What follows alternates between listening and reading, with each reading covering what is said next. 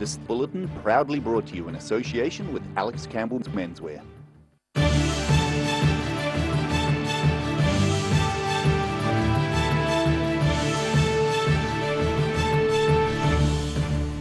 Tonight on the South Today, Dunedin Mayor Aaron Hawkins takes his green credentials for a spin with New Zealand rally ace Hayden Paddon. Anderson's Bay School commemorated Anzac Day on Friday, learning about a relative of their acting principal who served in World War I. And just in time for the school holidays, Invercargill swimming pool just got cooler with the opening of 3 new water slides.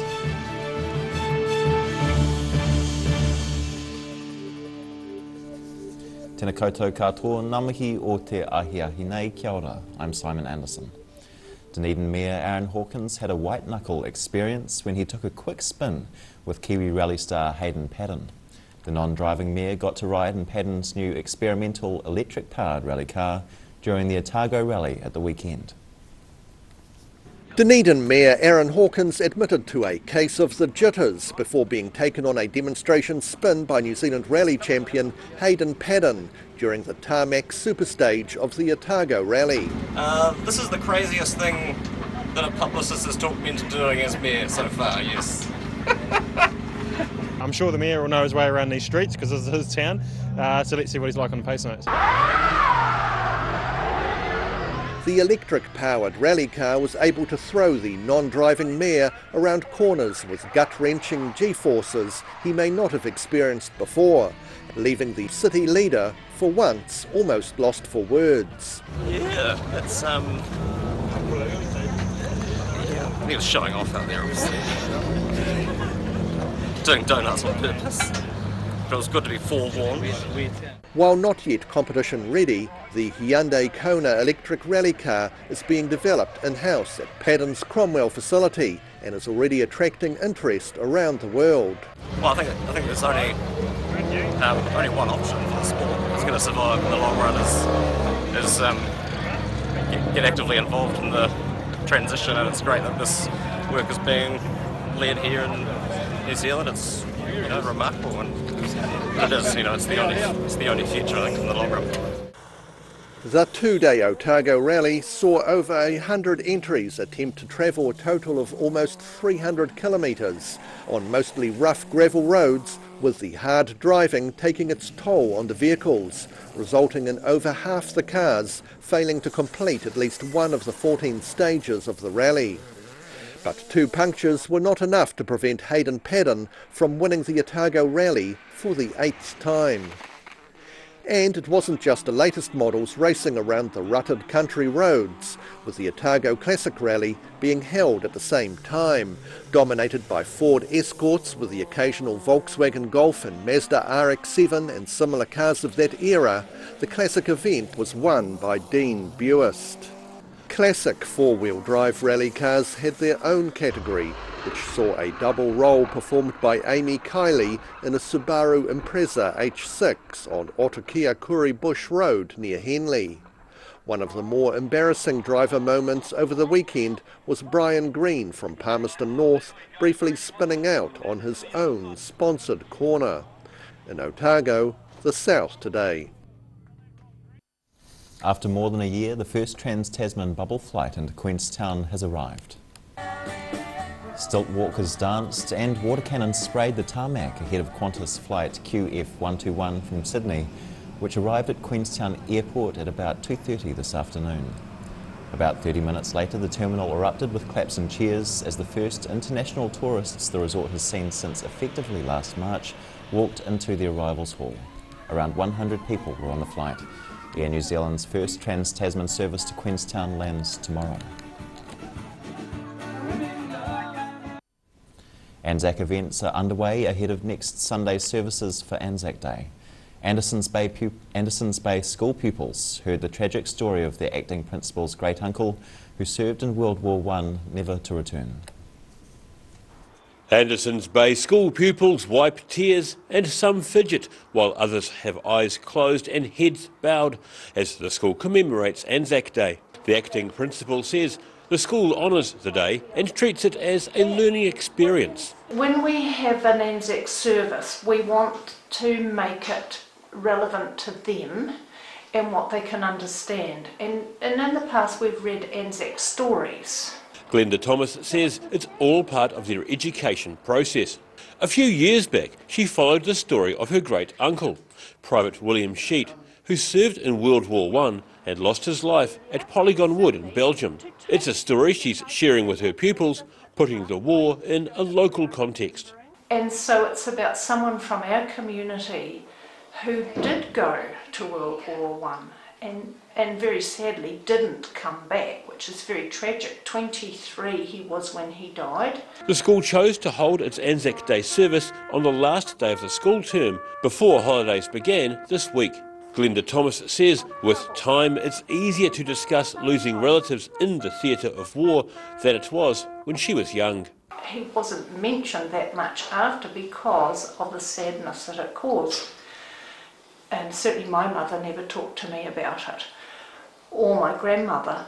But this, I felt, was something the children could understand and identify with. And although it's sad that it's not got a happy ending, war stories often don't. Anzac commemorations are due to be held around the world by New Zealanders and Australians on April 25th.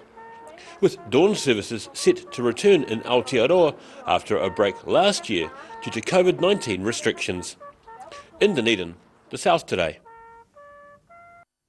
And this Sunday's dawn service at Dunedin Cenotaph will be broadcast live on Channel 39's YouTube channel with links on odt.co.nz. The sunshine shone down on all manner of colourful costumes at this year's Hyde Street party in Dunedin on Saturday. While 3,600 tickets were allocated, the party had still not reached expected capacity by early afternoon. OUSA Marketing and Communications Manager Ingrid Roding says the event was pretty mellow this year. 20 police officers were on duty, removing 43 people from the event, most for not having a wristband or ticket. 10 people were removed for behaviour-related offences and 2 for climbing on roofs. Invercargill's highly anticipated new hydroslides are now open to the public. The 3 new slides replace one that was built in the early 1990s. Just in time for the school holidays, 3 new hydro slides are now officially open at Invercargill's Splash Palace. Aquatic Services Manager Stephen Cook says people of all ages are enjoying the new slides. You know, people as old as sort of 60 going up and down and reliving their youth, so we have a lot of great feedback here. Replacing a single 30-year-old slide, the 3 new hydro slides include 2 body slides of about 70 metres, plus a 100-metre long raft slide. Costing slightly more than $3 million, the 4-year upgrade struck issues with foundations and ground conditions, as well as delays due to COVID-19. But Cook says it's all been worth it. The wide eyes, big smiles, and just the excitement that it brings to people. You know, it's 60 stairs to get to the top. It's going to provide some health and well-being benefits to people, and you know, we welcome everyone to come down and have some fun. It's great, yeah. The council is projecting visitors to the aquatic complex will rise by about 13%. In Invercargill, the South Today. Still to come on the South Today, good news for the southern oyster industry, and we head to a fundraising car auction.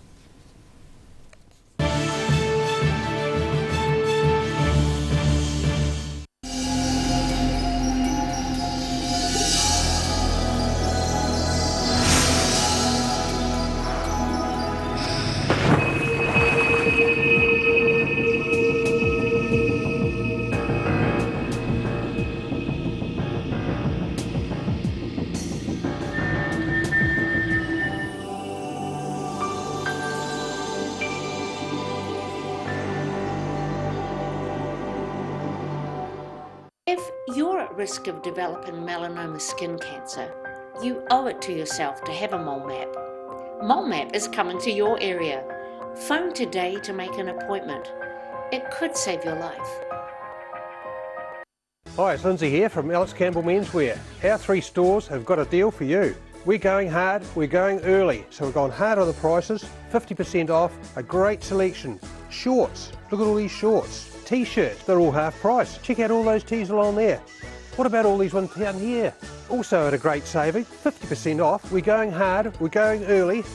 Polo shirts, short sleeve shirts. There's such a variety. Alex Campbell Menswear, it fits. It's the Alex Campbell Menswear. Go hard, go early, summer sale. Don't miss this one. Ah, TV, our favourite babysitter. But it can be tough keeping up with what our tamariki are watching. Luckily, the Broadcasting Standards Authority has made some smart changes to the classification labels. Ooh! Plus changes to the time of day certain rated shows will air, and awesome new parental lock features, meaning your babysitter's job is safe. Find out more at safeviewing.co.nz.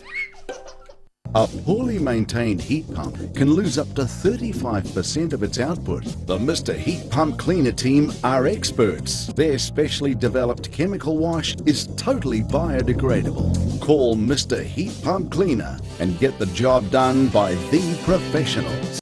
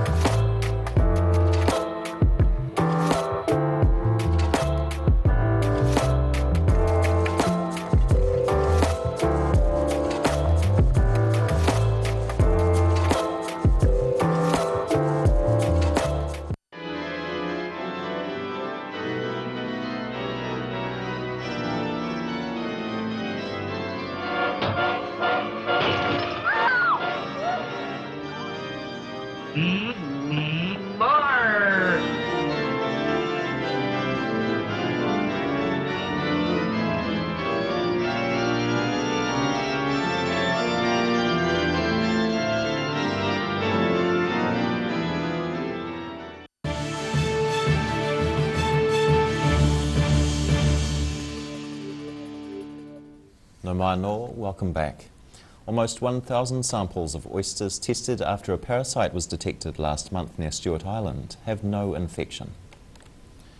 While the parasite, Bonamia osterae, is capable of killing oysters, little is known about the species or how big an effect it could have should it become widespread. A public meeting planned to be held on Stewart Island has been postponed due to travel and accommodation issues. The parasite does not present any food safety issues and fresh bluff oysters remain safe to eat. The health response to the lead contamination of East Otago water supplies has been deemed timely and appropriate, but a Ministry of Health review has highlighted communication problems were a hindrance. The review praises the timeliness of the decision to tell residents north of Dunedin to stop drinking tap water from the 2nd of February. It also says blood testing of residents and communication was excellent. However, the review highlights the extreme delay in bringing laboratory results to the attention of health authorities, hindering the timeliness of the health response. The report also raises concerns about New Zealand's plumbing standards. After travelling all the way from Auckland to Bluff, a convoy of cars each bought for less than $2,000 has now been auctioned off. The money raised will go to a variety of good causes as a part of a Rotary Club fundraiser. 18 older cars went up for auction in Invercargill to raise funds for various good causes. Despite the fact they cost less than $2,000 when they were recently bought in Auckland, they've proved their roadworthiness by having been driven almost 2,500 kilometres to Bluff for a Rotary Club fundraiser. Event organiser Rod Cook says the trip has taken him through towns he never heard of. We travel on roads less travelled throughout New Zealand.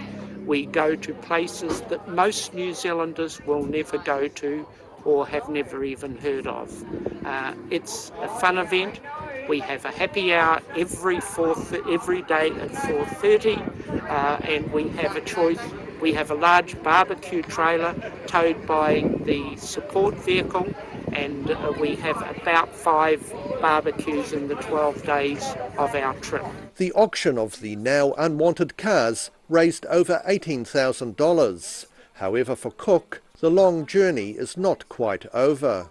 My co-driver and I are leaving first thing tomorrow morning to drive back to Auckland, all 2,400 kilometres of it, and I've now will have done that trip 5 times. Since the event first started 6 years ago, the Rotary Club has raised over $300,000 towards good causes through auctions and sponsorship.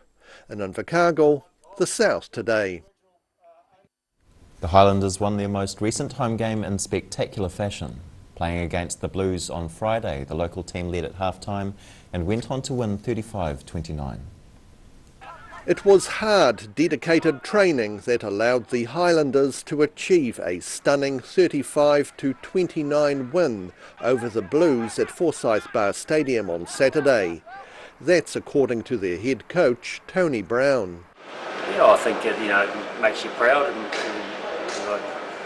if you put all this work into training moves and into your week, and when we're scoring points from it, it's makes it all worthwhile. Brown says the statistics of the night tell the story of his team's success.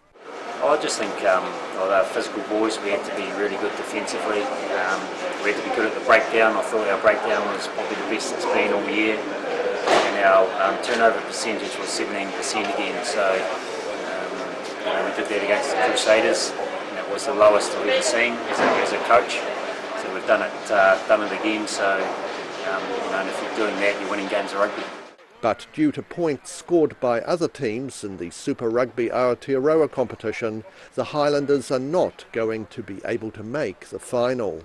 In Dunedin, the South Today. After the break on the South Today, more rugby, catching some of the action from Dunedin's local club scene, and we take a look at the weather for the start of the working week. Ka kite a konei.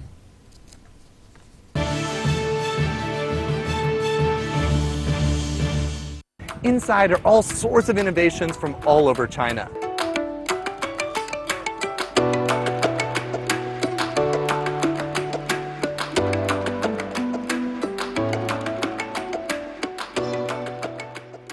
Hi, it's Lindsay here from Alex Campbell Menswear. Our 3 stores have got a deal for you. We're going hard, we're going early, so we've gone hard on the prices, 50% off, a great selection. Shorts, look at all these shorts. T-shirts, they're all half price. Check out all those tees along there. What about all these ones down here? Also at a great saving, 50% off. We're going hard, we're going early. Polo shirts, short sleeve shirts, there's such a variety. Alex Campbell Menswear, it fits. It's the Alex Campbell Menswear, go hard, go early, summer sale. Don't miss this one. If you're at risk of developing melanoma skin cancer, you owe it to yourself to have a mole map. Mole Map is coming to your area. Phone today to make an appointment. It could save your life.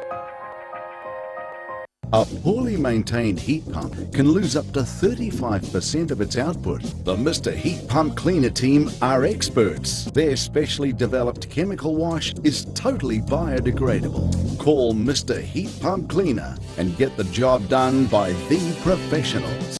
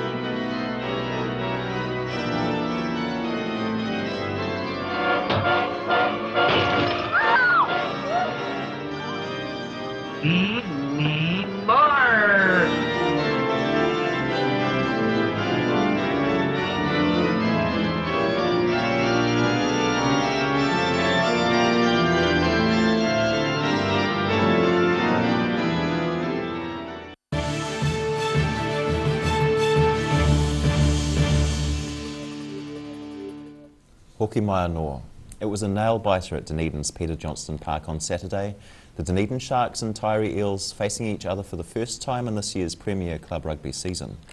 Dunedin managed to claw back a 2-point deficit, but that was where it stayed. A final score, 21-19.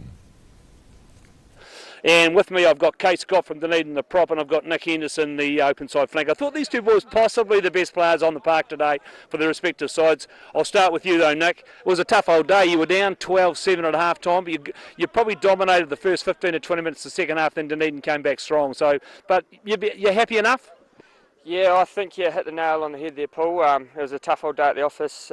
Kegs and the boys really took it to us up front, and I felt like we made a lot of errors in that, especially in that first half. But we redeemed ourselves a wee bit in the second half. Started running some more direct lines and got the ball through the hands and finished strong on defence. So I was pretty proud of that effort at the end. But yeah, definitely a lot of work on going forward. And just quickly, I felt the difference in the game, possibly Makini coming off for Dunedin because he had to come off at 60 being a Highlander, and Fonga coming on at the same time. He really added some thrust to that back line. Yeah, Caleb Makini's pretty sharp on his feet, and I thought he directed Dunedin forwards round well. And yeah, Fong's definitely made an impact coming off the bench. And unfortunately, it's his last game in the Eels colours today, which is a big loss. He's given a lot to the club, and yeah, he'll be sorely missed. Right, okay, so mate, we'll bring you in. This is probably the first interview I've had with you. So that was a big day for you. Dunedin didn't play well last week, but the forwards today, mate, your forward pack really fronted up. Yeah, no, we knew we'd be a lot better than last week, and that's the standard. It's not the standard we want to play. But yeah, we built a lot at training. We wanted to come out firing. We've certainly done that with the lead at half time, but couldn't quite finish. But is that the first time you've played 80? Because you were still charging away at the end. Yeah, no, first 80 in probably 4 years. But the old key game, it's all good. And now recapping tonight's top stories on the South today. Dunedin Mayor Aaron Hawkins took his green credentials for a spin with New Zealand rally ace Hayden Paddon. Anderson's Bay School commemorated Anzac Day on Friday, learning about a relative of their acting principal who served in World War I. And just in time for the school holidays, Invercargill's swimming pool just got cooler with the opening of 3 new water slides.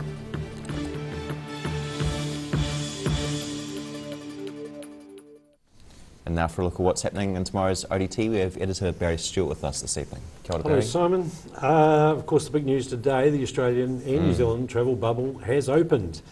So that opened this morning with lots of tears and joy as the first flight arrived in Queenstown. Yeah. So we were there to record that. There was also emotional scenes in Dunedin as family members returned and they were welcomed home from Australia. So again, we're out at Dunedin Airport as well recording those events. The standard of entrance for the ID International Emerging Designer Awards was so high that it's made it really a tough decision for the judges. Yep. They had to sit down today and they went through 150 portfolios and whittled them down to 40. So some tough calls there, but apparently the standards were really high. So that's something for us to look forward to a wee bit later in the year.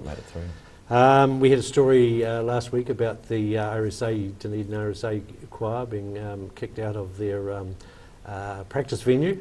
So they've received lots of offers for a new home. Right. So that's good news for them. And of course Ian Galloway, the sports broadcaster who was known as the voice of Carisbrook, he died in Dunedin yesterday, aged 98. Jim Sullivan, who was also a broadcaster, pays tribute to him on the opinion page tomorrow. Right. Thanks, Barry. Thank you. And now for a look at the weather. Tonight's weather proudly brought to you by Mole Map. Beginning with the southern view, autumn colour at Otago Polytechnic. Looking at the situation, a cold front is approaching the Southern Ocean, bringing increasing northwesterly airflow over the region tomorrow and a southwesterly change with some showers on Wednesday. Now travelling to the northwest of the South Island, it's grey for both Greymouth and Westport on 16 and 17 degrees. Across to the north of the island, overcast here too with rain for Nelson on 17 degrees, 20 degrees in Blenheim.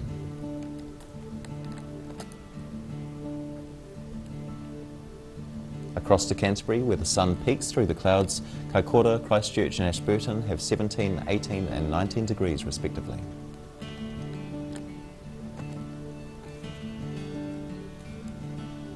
Moving to the southern towns, a swathe of cloud across this region with freshening northwesterlies and all on 16 degrees.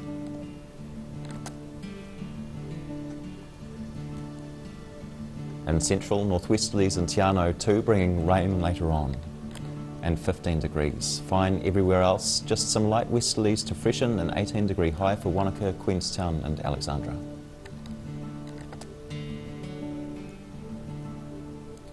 It's fairly pleasant further north. Inland there are light northerlies with cloud increasing, both towns on 17 degrees.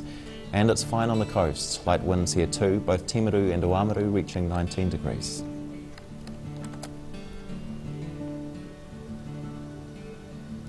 In Dunedin, fine but cool tonight, an overnight low of 5 degrees.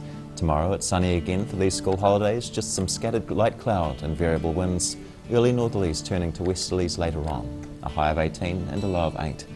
Cloud increases on Wednesday and showers develop during the afternoon amid strengthening cold southwesterlies, a high of 17 and a low of 6.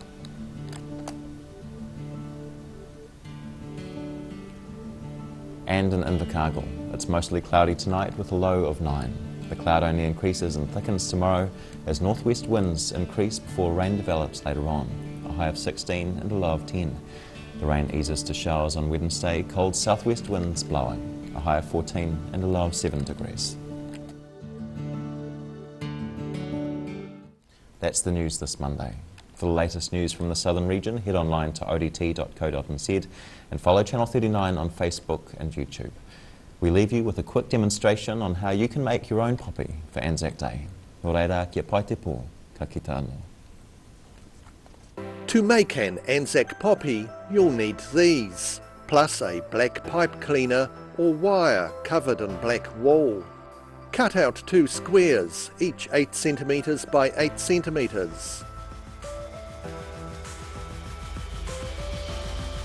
Fold both of them to make a smaller square. Then fold them again to make a triangle.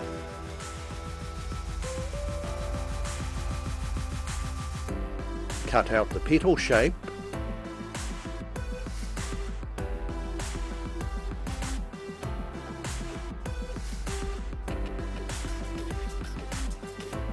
Now cut a tiny hole in the base of each flower.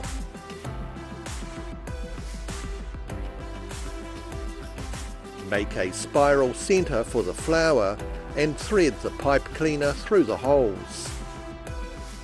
Arrange the petals, then bend back the wire to hold them in place. Well done! Your poppy is now ready to wear.